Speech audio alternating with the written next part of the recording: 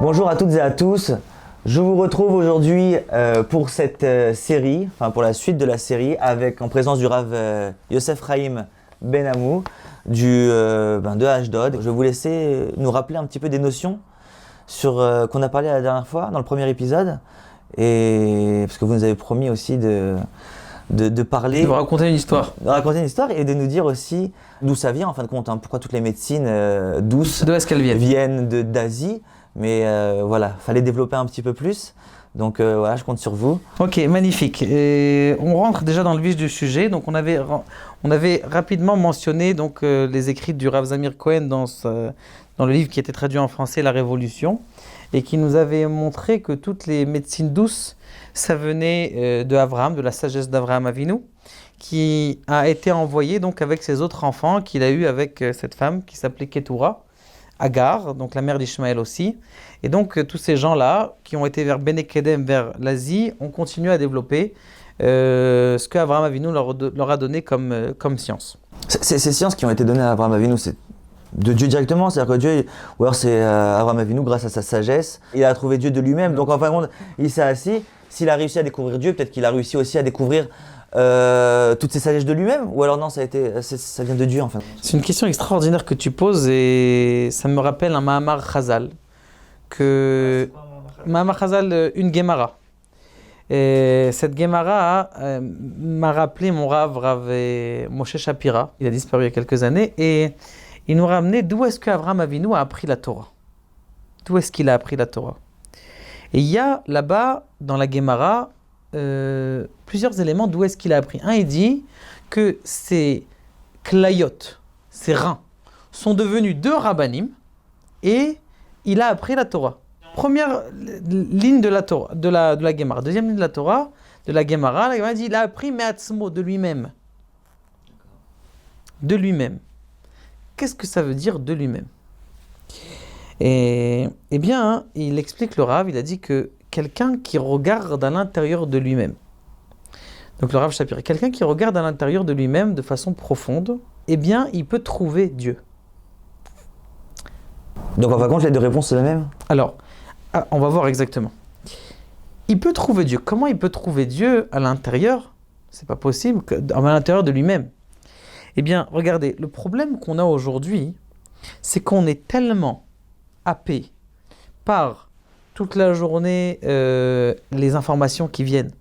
Juste pour vous dire, entre parenthèses, vous savez qu'un homme aujourd'hui qui lit le New York Times, il y a plus d'informations et plus de faits divers que quelqu'un qui avait tout au long de sa vie, il y a 100 ans. Ça veut dire, regardez la quantité d'informations qu'on reçoit jour après jour. Et ça fait en sorte qu'on n'est plus concentré sur nous-mêmes.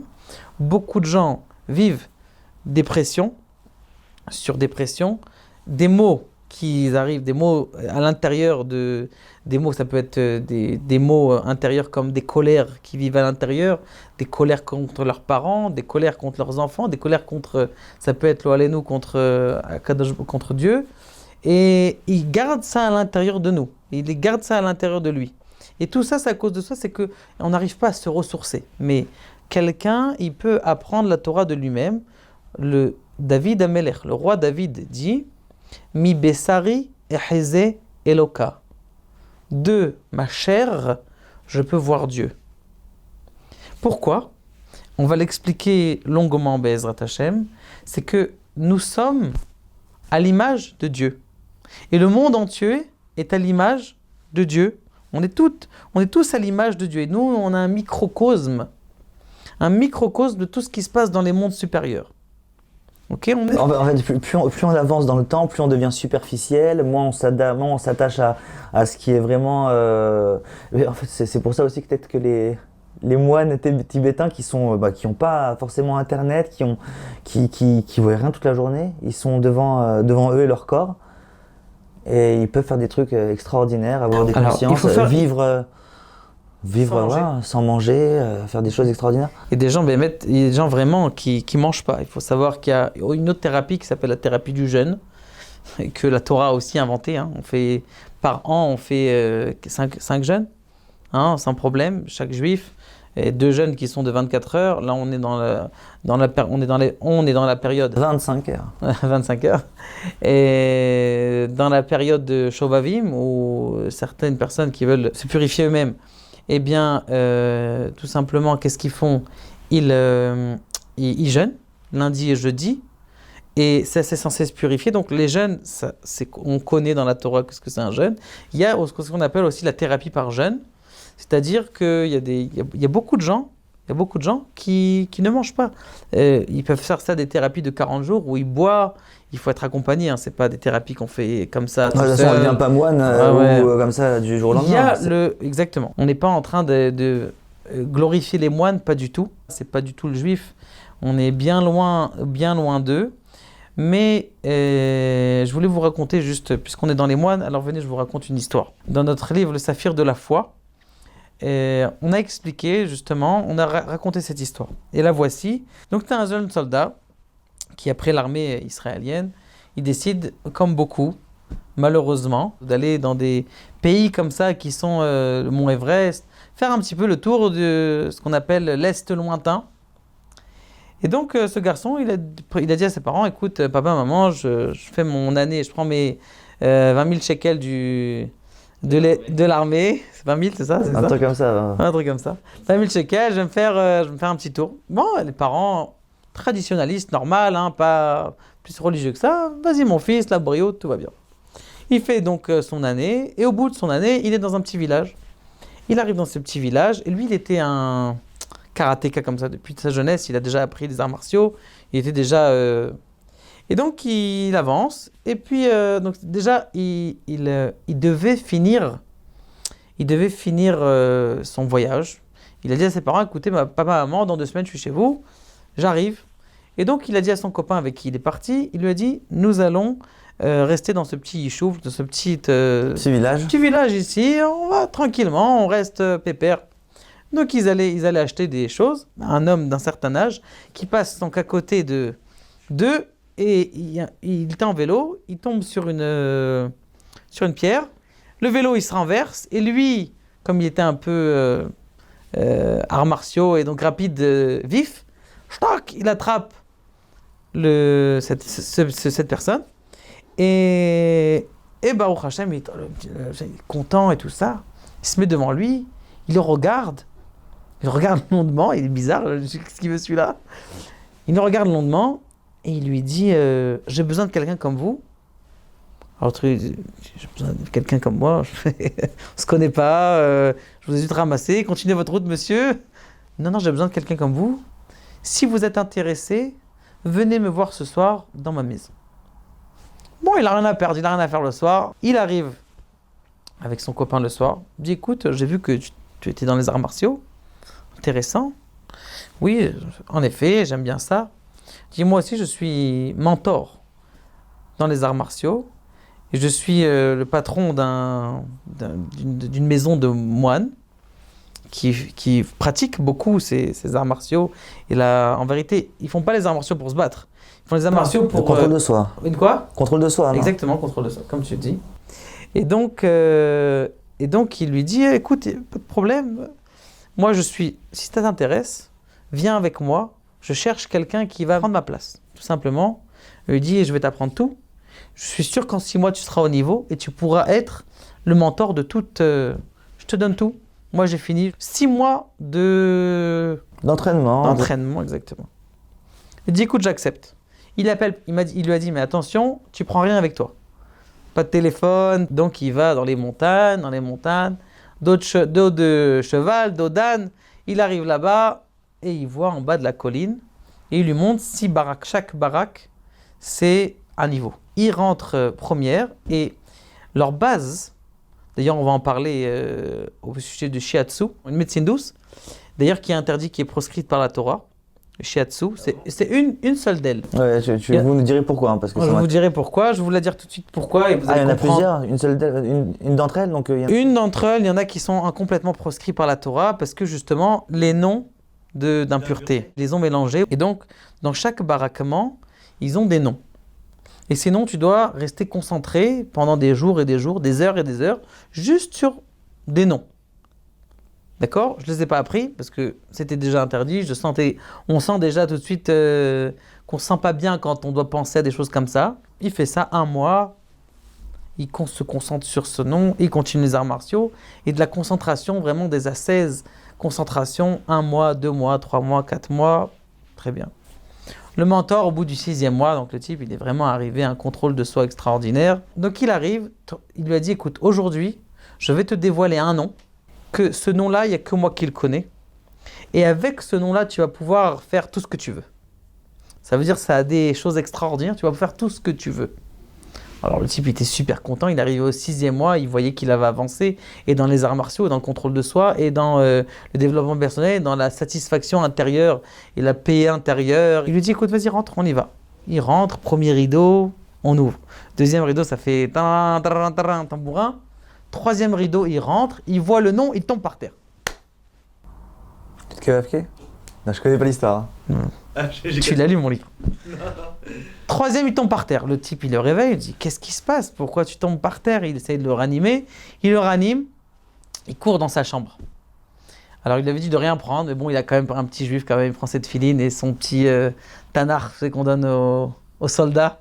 La petite Bible. Petite Bible qu'on donne aux soldats. Il retourne dans sa chambre, il prend son petit tanakh, il ramène, il vient voir le mentor, le grand mentor de toute la galerie.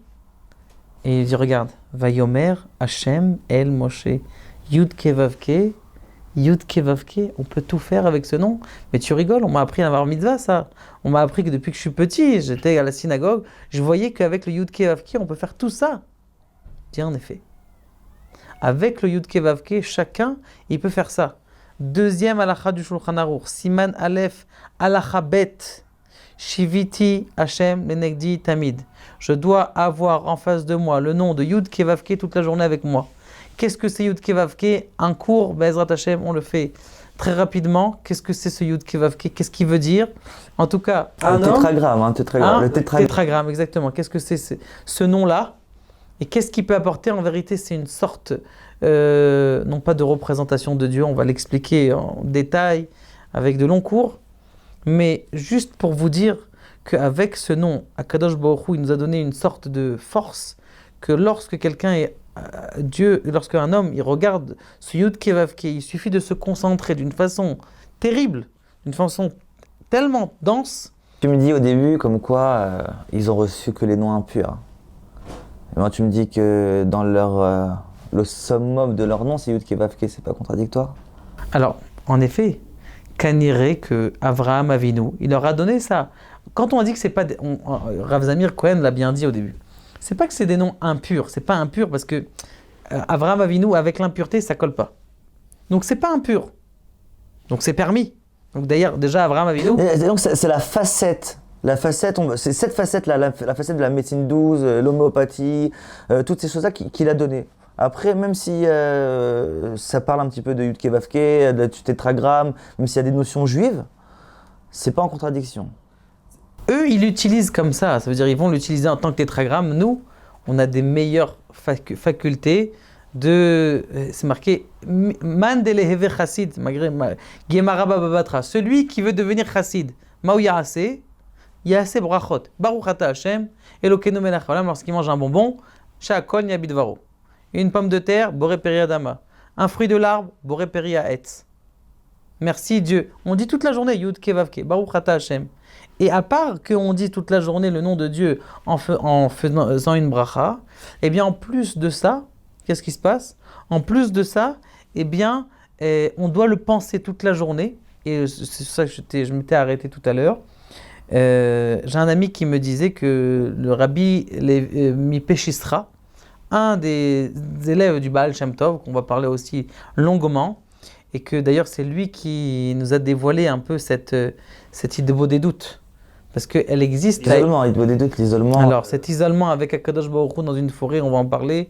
Une forêt, Dafka dans une forêt, dans une forêt, principalement dans une forêt. Dans une forêt, alors on expliquera on fera un cours sur l'aide des doutes et les médecines douces, quelque chose d'extraordinaire. Et donc le Baal Shem Tov qui a dévoilé ça avec Rabbi Nachman de Breslev et tous les autres tzadikim, il disait que donc un de ses élèves, Rabbi Mipeshistra, il dit que comment est-ce qu'on connaît la grandeur de quelqu'un, c'est combien de fois par jour il a pensé Shiviti Hashem le Negditamid. Combien d'heures par jour il est concentré sur ce Yud Kevavke. Le juif, en tout cas celui qui pense, il pense aussi à Dieu. Il y a eu une faute qui s'appelle la faute de Adam Arishon et qu'on doit réparer et aussi on doit servir à Kadosh Baruch Hu. Ils n'ont pas ce service de Dieu, ils ont le service de leur corps. Et c'est pour ça qu'on va considérer que eux, ce qu'ils font, c'est de la Avodah Zara. Nous, l'idolâtrie. C'est de l'idolâtrie. Pourquoi? Parce que du corps. c'est de l'idolâtrie du bien-être, que du bien-être. C'est ce qu'on appelle épicure. C'est marqué dans la Mishnah, Dam Ashetavishiv la Epikoros. Sache que ce que tu dois répondre à l'épicurien. Donc, l'épicurien, c'est qui? Et là, vous allez voir que tout ce que les gens y croient sur Épicure, c'est pas du tout ça.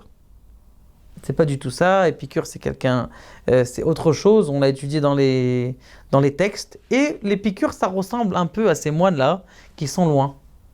Le Rav Ovadia Yosef, il disait, ce que fait très bien Torah Box d'ailleurs, et dans tous les cours qui diffusent dans le monde, qui rentrent dans chacune des maisons, il dit Torah Box, il dit Rav Ovadia Yosef, même si quelqu'un c'est un grand tzaddik, il fait des Shemot à Kodesh, il fait des Yichudim, il fait des concentrations de noms de Dieu dans n'importe quel endroit où il est. Si il ne va pas diffuser la Torah, alors celui qui diffuse la Torah, le petit rabbin qui va dans une communauté et qui n'a pas la même connaissance de ce grand tzaddik, eh bien celui-là qui va diffuser la Torah, c'est plus grand que celui qui est tout seul chez lui à la maison, parce qu'il ne diffuse pas la Torah. Pourquoi? Tout simplement. Dieu dans le monde, il veut se dévoiler. Qu'est-ce qu'il a fait à Avraham Avinu? Et sur ça, on va terminer puisqu'on parlait. En fait, c'est le but de la création. C'est-à-dire que le judaïsme, en fait, il est nuancé entre le bien-être personnel, Dieu et l'autre. En fait, il y a toutes ces notions-là. Il y a trois notions. Il y a le moi, parce que bon, quand écrit, tu aimeras ton prochain comme toi-même, c'est-à-dire qu'il faut t'aimer toi-même, je pense. Exactement. Donc il y a le toi. Il y a l'autre et il y a Dieu. Exactement. Et de faire comprendre à l'autre, une des plus grandes mitzvahs de Ve'avta l'ereacha kamocha, de tu aimeras ton prochain comme toi-même, c'est quoi? C'est de lui donner de la Torah. Parce qu'en vérité, quand quelqu'un il enseigne à l'autre, eh bien qu'est-ce qu'il lui fait quand il enseigne à l'autre? Eh bien il lui donne en vérité un chemin de vie pour cette vie-là, mais aussi dans le monde futur. La première chose que Dieu a dit à l'homme, il lui a dit quoi? Première quelle question? Il lui a dit quoi? Où tu es? Où tu te trouves dans le monde entre moi et toi? Deuxième question qu'il a posée, Dieu à l'homme. Réponse, où est ton frère? Efo aye avel achicha. Où est ton frère? Donc, le moine, il ne pense pas à son frère, il pense à lui-même, il pense à son bien-être personnel. Qu'il est karnot sarta, c'est pour ça que tu as été créé. Même si tu as plein de Torah, ne dis pas « Ah, j'ai plein de Torah, je suis intelligent ». Et là, tu as été créé pour l'étudier. T'es là pour l'autre, en fin de compte. Exactement. Donc ça qui fait notre différence entre Yitzhak et les 6 autres qui n'ont pas reçu ça, de la part de, en fin de compte, la Torah. Oui, exactement. Bevadaï. Et c'est nous, l'essentiel, c'est, pour finir ce cours-là, c'est vrai qu'on dit ça veut souvent, dire que la médecine douce, c'est juste pour, des fois quand on a un déséquilibre, alors on va aller s'aider de ça. Et d'ailleurs, c'est qu'une aide. On sait très bien, un kinésiologue ou un acupuncture, il doit se connaître sa limite. Il ne peut pas guérir des choses qui sont inguérissables. D'accord? Il doit connaître sa limite. Il y a des choses que c'est que Dieu qui peut guérir. Rofé Chol Bassar, c'est lui qui est le guérisseur de toute chair et c'est lui qui connaît le plus grand docteur du monde. Et on le dit dans la prière. Merci beaucoup. On va finir avec ces belles paroles. On va finir cet épisode. Merci de nous avoir écoutés et je vous donne rendez-vous au prochain épisode. Merci Rav Yosef Chaim Ben Chamou.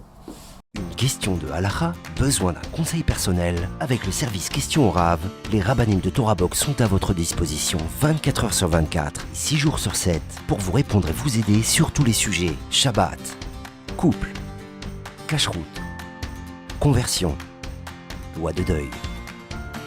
Questions au Rav, c'est 13 000 questions reçues chaque année et répondues par écrit sur le site Torah Box et par téléphone, un appel reçu toutes les 4 minutes. Question Rav, un service exceptionnel, gratuit pour vous.